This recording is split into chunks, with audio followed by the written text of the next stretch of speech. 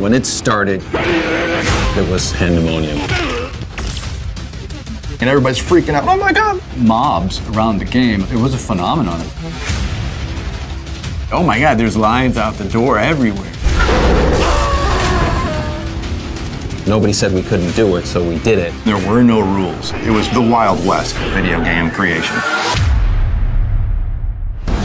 When we first tested the Mortal Kombat game, there was nothing like it. Gameplay, violence, story. There was a combination that just resonated with players.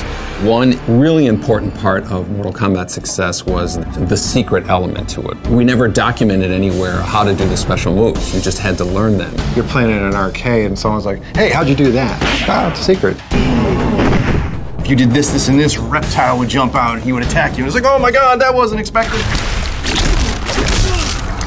Fatalities became such a huge part of Mortal Kombat. It wasn't just the violent part, it was the fact that it was a cool secret that nobody knew about. There's one where Ermac sort of turns your body inside out and stretches you out and like brings your esophagus out. That was like one of the grossest ones I've ever seen. So maybe that's my favorite one. Mortal Kombat's always kind of had a sense of humor to it. We thought it was funny. I was surprised at how much influence the different versions of Mortal Kombat had to the console wars. There was two versions of the game that came out. One was on Super Nintendo, one was on the Genesis. The Genesis played better and the Super Nintendo looked better. It wasn't until, about a year after we made the first Mortal Kombat that it was coming out in the home systems, and it just became, this kind of cultural phenomenon of Mortal Kombat.